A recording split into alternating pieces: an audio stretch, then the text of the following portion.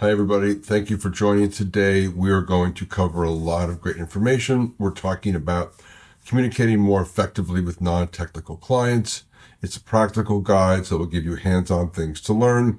And of course, I'm telling you, this is a work in progress leadership series webinar. Let's get started. First of all, thank you. We wouldn't have a webinar without our guests. I know you don't have a lot of free time, so spending it with us is most appreciated. Here we go. Okay, so here's how we're going to roll through this.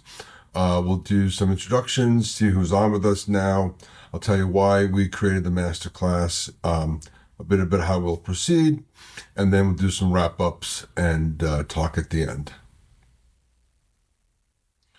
So I always add this just to say thanks for being here, but also engage, use the chat box, ask questions, etc.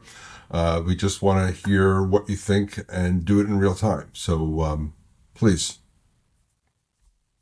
Okay, let's find out who's here first. Using the chat feature, tell us if you're 1, 2, 3, or 4. We'll take a second here. It just helps me to know who's on with us. All right, that's great. Now, for some of our non-IT people, I know different types of folks will tune in here. So again, use the chat feature 1, 2, 3, 4, 5, 6. Let us know who's here. We'll gather that information up. Great. Thank you. All right, let me do some introductions for myself. So I'm a leadership consultant. I help people understand their personality traits so that they can perform at their best. Of course, I'm a certified personality analyst, so I've learned how to use the system. I'll tell you more about that later. I'm a public speaker. Welcome. We'll define this later, but I'm what we call a socially oriented generalist. I'm what's called a negotiator. And we're going to talk a little bit about that inside. And this is my pandemic picture. And I tease currently a before model. Anyway, that's me. Nice to get to know you. And feel free to introduce yourselves in the chat box. Okay, so here's the theory of the case and why I created this masterclass talk for you. So by definition, most IT leaders are technically oriented versus socially oriented. Well, what does that mean? Well, it means that you're more analytical than social. You like facts over persuasion, and you're often reserved, and you definitely dislike being sold or persuaded. You prefer to come to decisions and opinions on your own. So functionally, that all makes sense. Career-wise, things are changing and kind of fast, and so that's why we're here to talk today. All right, so here's my headline. AI is not coming for your jobs, right? Well, actually, it's already here, and it's changing your jobs more than taking them. And that's what we're going to talk about today, how the AI phenomena is changing your jobs and what you need to do to keep up. So here's what's happening. So here's our friend, the org chart. You can see this. You can see that the IT leader, the CTO's office is out here on the wing. My belief, and many others, is that the CTO's office is going to move up in prominence. And not to be overly simplistic, but in today's world, the CTO's office might be charged with executing the technology side of business decisions or something along those lines. Where it's going, I believe, is due to AI, is that the CTO's office is actually going to be much more directly involved with the business strategy and other decisions going forward. Frankly, many of the other leaders on here really don't understand AI, not the way you all do. And so they're not going to know how to harness it to drive business decisions. Of course, those business decisions will end up back in the CTO's office for execution, but I think everyone in that team is going to be much more upstream. And that's why communication skills are so important, and that's why we're here. So I can't overstate this enough, but AI is changing the role of IT in business. All of you know that. I'm not telling you anything new. Maybe my spin's a little bit different. but the functional leaders will become full stack business leaders. Communication skills are the way forward, and they're in top demand. If you look at some job descriptions, what you're finding is that communication skills are moving up, while technical skills can often be table stakes because, frankly, they're a little easier to define, they're a little easier to test for, but communication skills are what's going to separate great candidates from good candidates, and that's why we're here. All right, here's my last thought on the subject. So none of us, including our friend Peter over here, know where the tech revolution is going. It's just too soon. What we do know is this: businesses will use more automation in the future, not less. And so the stakes are high, the risk is high. And so improving your communication skills can only help your career. I guess I'm saying this at this point is if you don't buy my theory of the case about AI, etc., that's fine. I'm not an expert in it, but I am suggesting that improving your communication skills really can't hurt your career, right? So let's continue. So what does this mean? In my opinion, I think that to thrive in the environment that's here and coming, you're going to work much more closely across that org chart at the top and throughout. For others, that's going to be easy. You do that today. For some, that's not going to be the case. And so I think everyone needs to excel at communicating to non-technical colleagues. If you don't or you can't, they're not going to be able to get on board, and the success of the programs you work on may be hindered. So let's talk about a practical guide to improving your communication skills. So first, you have to understand, discover your own personality traits. Today, we're going to be using generic information from the assessment that I use because not everyone here has taken the assessment, but we'll get to that. The second is then I'm going to show you how to translate those into actionable communication styles, preferences, and point out your blind spots.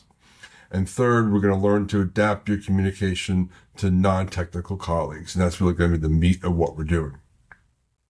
Okay, so I mentioned the personality assessment a couple of times. I use an assessment from a company called OAD, Organizational Analysis and Design.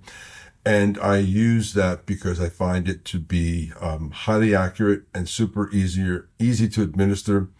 The process eliminates social desirability distortions. We're not going to talk a lot about that today. And it's also built to the standards of these leading international psychology institutions and rating agencies. For those of you who don't care about all those logos and stuff, just know that if you take the assessment, you can trust the data coming out.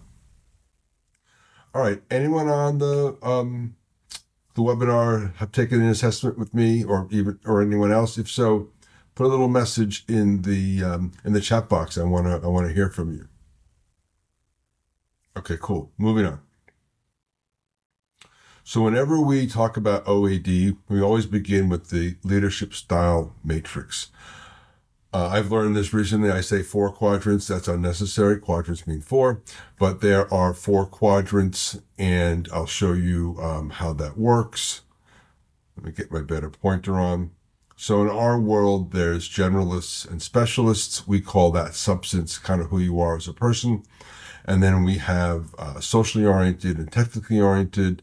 That is about your communication style or simply style. And I'm going to walk you through what that means. So in our world, and let me just stop for a second and say, I'm going to isolate each of these 4 inputs: generalist, specialist, socially and technically oriented. In many, many cases, people are a mix, but I'm going to isolate these so you can see what's in each one so that it makes a little bit more sense to you. So in our world, generalists tend to be independent. They're comfortable with ambiguity. They're pretty flexible. They're risk takers. You can call them venturesome. They're effective at delegation under stress. Generalists will delegate too soon, more than too late. They're assertive in nature. If you summed it up, you'd say they were more focused on that work gets done. And on the other side of that, we'll talk about our specialists. they tend to care more how work gets done. Why is that? Well, they're typically structured. They often require clarity. Why is that? Well, they're doing skilled work that produces accurate outcomes. That means they're going to be more cautious. They'll take risks, but those risks are going to be more measured. They're hands-on. They'll, under stress, they'll delegate too late. They're super compliant. Those Friday at 5 reports oftentimes are done Friday at noon just to get them done. And as I said earlier, they tend to care more how work gets done. I always say, think of my tax accountant when I am describing a specialist. All right, let's do our socially and technically oriented folks. So our socially oriented folks tend to be, as you would imagine from the name, they're open, they're amiable, they're outgoing, they're social, they have a persuasive speaking style, they tend to be quick to trust, they're optimistic in nature. And then when we go to the other side, the opposite of optimistic in our world isn't pessimistic, it's skeptic. They tend to start out slower to trust, a little skeptical. Excuse me. By nature, they're analytical, they're straightforward, they're direct, they're going to have a reserved communication style. To some socially oriented folks, that may come off as a little intimidating. They're technical by nature, and I already said they're skeptical. So let me put these all back together for you. I'm going to have a drink of water first. Okay. So let me see if I can make this a bit more real for you. I am a socially oriented generalist, so I'm in the builder quadrant. I'm what's called a negotiator. My traits writ large are confidence and persuasiveness. My partner, Will, is a technically oriented generalist. He's in the architect quadrant. He's direct with high confidence. He's what we call a developer. What he and I have in common is that we're both generalists. So we're independent, we're flexible, we'll delegate anything, anytime. Where we differ is I'm more socially oriented. I want to see us going out to conferences. I want to see us doing, more social things, lots of different ideas coming through. Will is more the opposite of that. He's a little more skeptical of new ideas. And what we've learned over the years working together is that he appreciates the social side, that kind of the creative engine of what we do. Excuse me. And I appreciate him that he doesn't let things go off the rails with us. So it's a really nice combination, and it works well for us. But let's talk about this. Today, we're going to focus on technically oriented leaders. So let's meet our technically oriented colleagues. So as I mentioned earlier, our two technically oriented personality trait types are our architects, upper left, and our experts, lower left. And I'm going to introduce you to them now. Okay, so let's talk about the architect quadrant. They tend to be technically oriented and analytical thinkers. They're going to excel in problem solving. They really get into things that have a strong technical orientation. They're known for self-confidence. Again, you read up here that they are direct with high confidence. So their communication style is going to be technically oriented, very direct, straightforward, no spin. And they're cautious with ideas outside their experience. Writ large, architects tend to provide or prioritize proven strategies and methodologies. One thing we say in architects about our world is that many of them tend to prefer their own ideas rather than others. And now it goes back to how do you get them to think about different ways of approaching things, and that's through data and not through persuasion. Architects are not really going to love it if you're coming at them hard and trying to persuade them. They'd rather you present the data to them so they can make their own decisions. In our quadrant, there are three types of architects, and I won't go into all of these, but there's developers like Will, entrepreneurs, and independent generalists. So let's talk about the way architects will communicate. So their style, I mentioned earlier, they're going to be very direct and clear. They're going to talk in logical arguments. And an example of that is presenting a project plan with detailed steps and data points. That's their sweet spot. So the benefit of this style is that they have clarity and precision in making technical decisions, having technical discussions. Their communication preference is more around detailed information, structured presentations, and evidence-based discussions. They don't really care what you think. They might care what you know if you have facts to back it up. So when you go through a slide presentation with them, make sure you're heavy on the data and you've structured the argument really well. And that benefits thorough understanding and decision making. With an architect helping you make a decision, there's not going to be a lot of loose ends to be made up, and so that's really helpful. Now let's talk about some blind spots. So because of their style, because of the preferences, because of their overall communication approach, architects may struggle to simplify complex ideas for non-technical audiences, and they may also come across as overly analytical or detached. So as a solution, use analogies and simple language to make complex ideas more accessible. When we get to the end of this, I'm going to introduce our socially oriented colleague definitions, and there'll be some practical guides for how you can do just that. So, and I'll just call out that in cross-functional meetings, where there's diverse sets of people, not just a bunch of people from the IT department, everyone's going to take information in differently. And so it's really helpful if you're able to recognize who your colleagues are, who's in the meeting, and get your communication set for them, for all of them, frankly. So just to put a fine point on this, I don't know, I say they're probably in the architect quadrant, but Mr. Gates, Mr. Nadella, and Craig Menear, these are all well-known people, and they are likely in the architect quadrant because they've leveraged their technical skills and their structured approach. And of course, we all know who they are. All right, back to the audience. Who here thinks that they're in the architect quadrant? Okay, you can't raise your hand, but you can chat.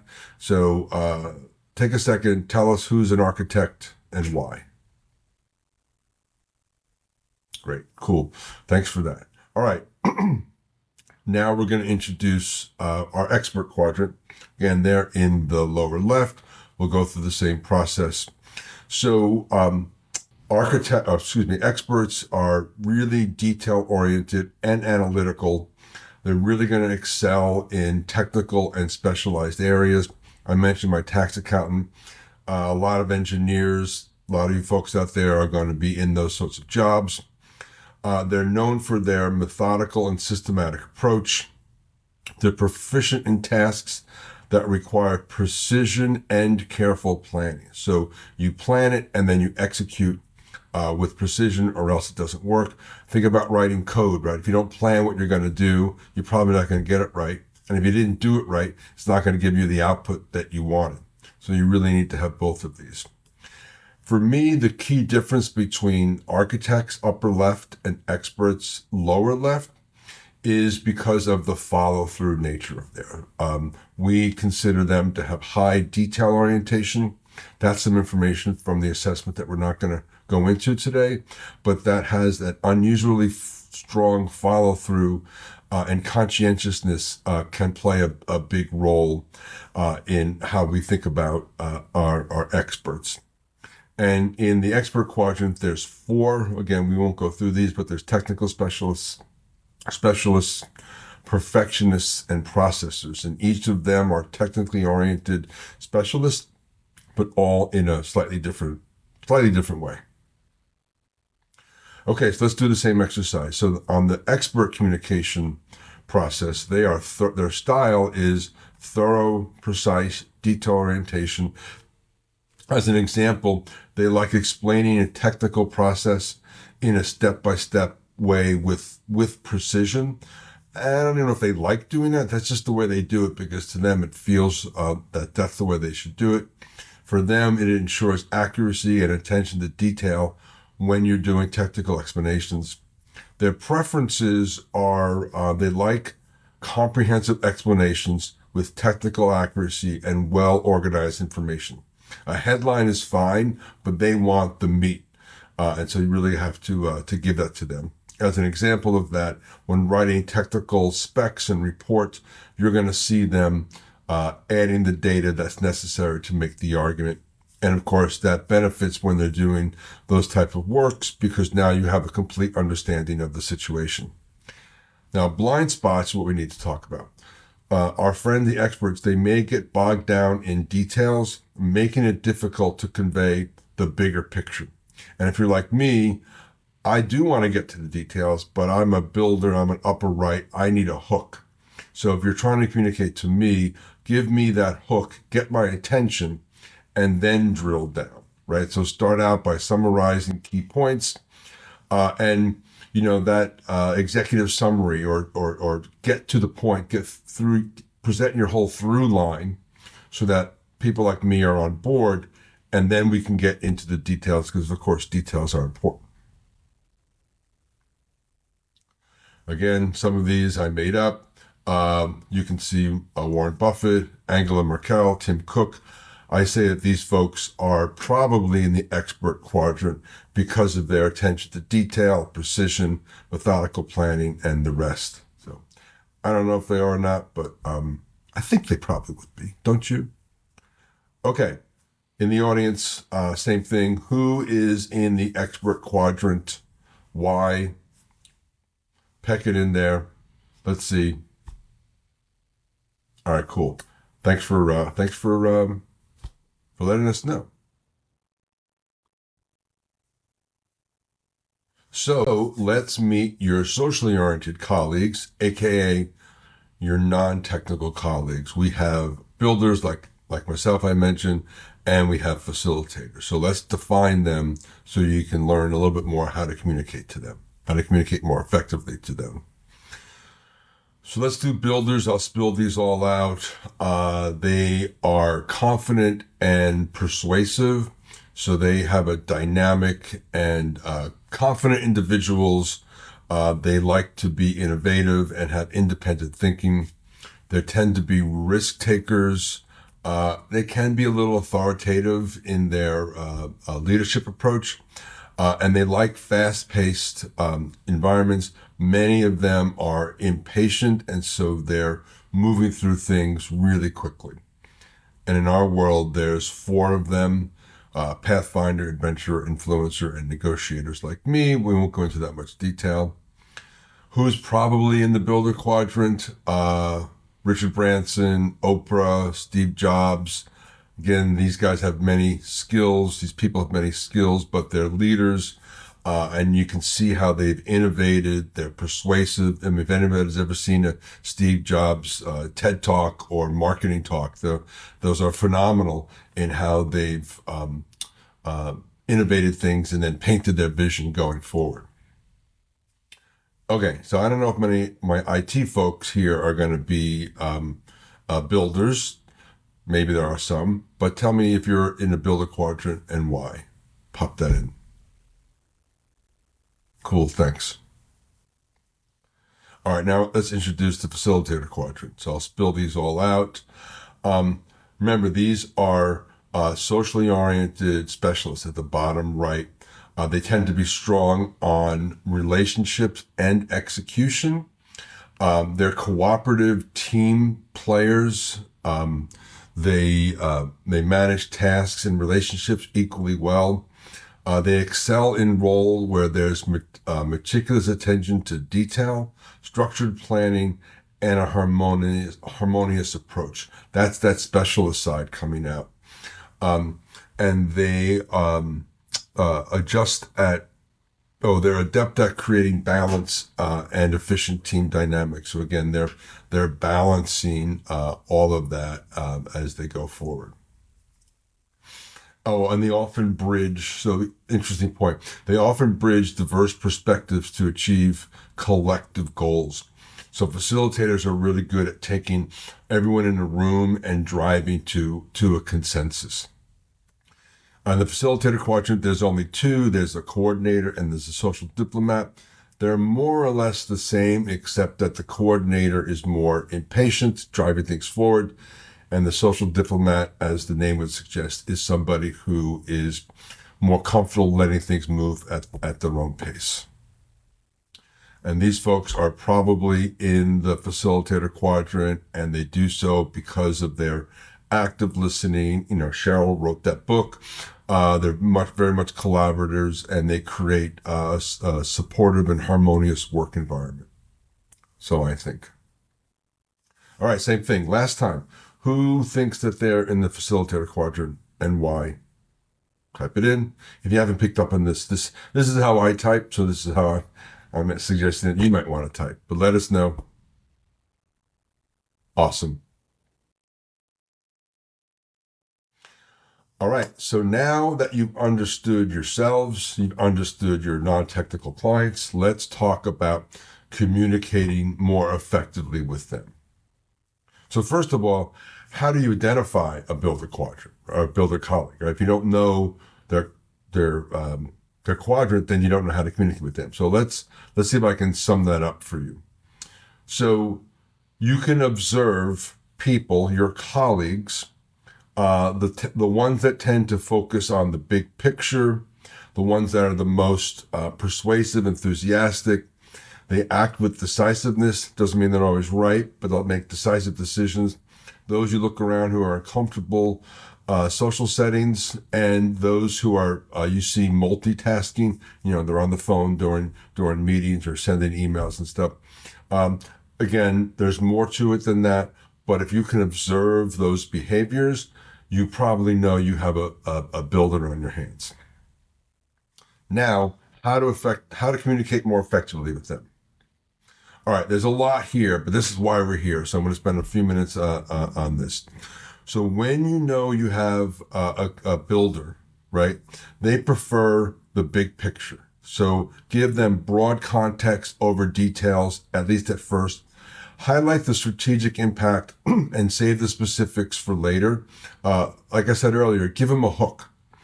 Also, be concise and decisive. Builders tend to quickly make opinions. They'll trust you quick, but you'll lose them if you don't keep them. So give them some concise information quickly. Give them clear options and sort of emphasize action steps over data. Right? If they trust you, they're going to move along with you. They don't need a big table and graphs to go through. Frankly, many of them won't read it. You can appeal to their enthusiasm, right? Frame the ideas in ways that are positive, that showcase opportunities for success. It won't surprise you that many salespeople are in the upper right. Not all, but many are. And so that winning, that headline, that what's in it for them or the company is really going to get them. For many of them, collaboration is really important. They love the input. They like taking feedback and like to be involved in decision making. And last, be flexible with structure. I know that's hard for some of our technical folks, but if you're too strict with them on the process, you're going to lose them. If you can't show some adaptability, it's going to be harder for them to move along with you. So keep that in mind as you talk to our friends, the builders. All right, now we're going to do the same with how to identify a facilitator colleague, because they're going to be a little bit different. So first of all, let's look at the behaviors that you can observe. So they tend to be detail-oriented and structured, like many of you, but they're team-oriented and cooperative. They like the social settings. They like meetings. They try to get value out of meetings, give value in meeting. They're going to take things in a patient and methodical way.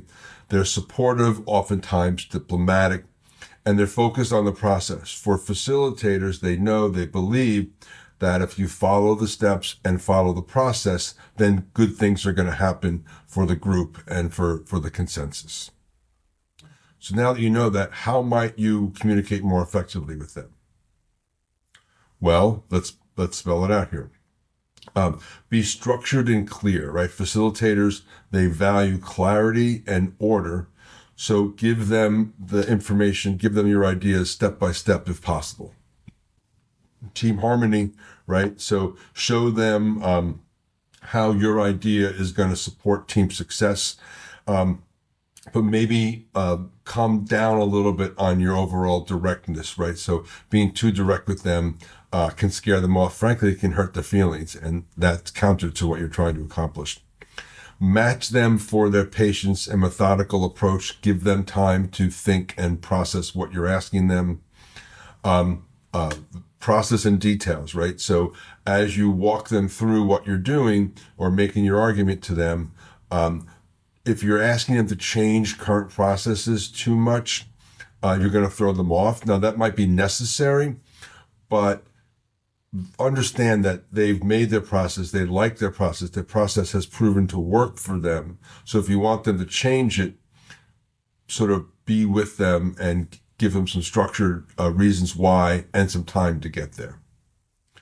And invite input and consensus. Again, our friends, the facilitators, they want to hear from everyone at the table.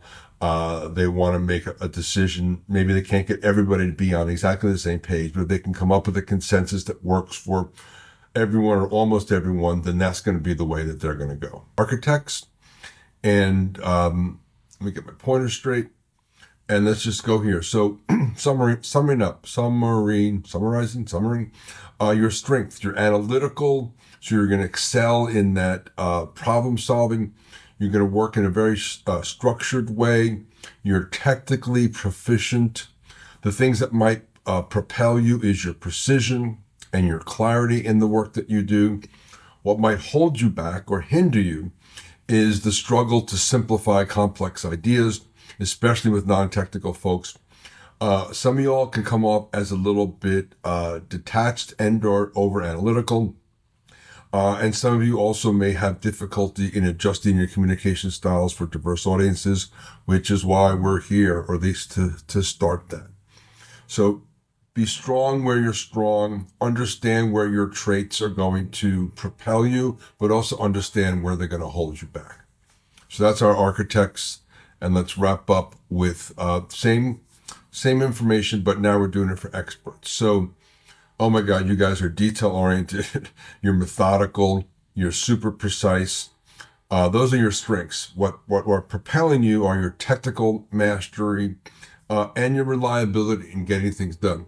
You do what you say what you do, and that's awesome. Where you might see those traits holding you back is you can become overly detailed. You can get bogged down in the specifics, and details are good at the right time. But if you lose sight of the bigger picture, then that may be a problem. Sometimes your communication style, you might struggle to adapt explanations for non-technical audiences. Again, why we're here. And some of you are so structured and precise that flexibility is not your strong card. So I would just offer for you here, if you find yourself in a situation where somebody wants you to do something in a different way, go for it. Try it. See if anything terrible happens. See if it works better. You might learn something. But learning to be more adaptive can only be helpful, just like communication skills. Okay, so commercial message here. Be really quick. We're going to have another webinar. And this is going to be for our technically oriented folks who may be looking for a job. We're going to work through your traits, but also show you how some of those traits show up to an interviewer. Some of them are really good. Some of them you may want to work on. We also offer classes to individual contributors and people managers. If you're a qualified team, and you can hit the contact at the end and learn what qualified mean, we'll bring this to you as a lunch and learn. If you're in distance of us, we're in Raleigh, North Carolina. And for those of you who want to have this as a workshop with, with real OID assessments, we can create a bespoke program for you. Again, hit me up and I'll tell you more about it.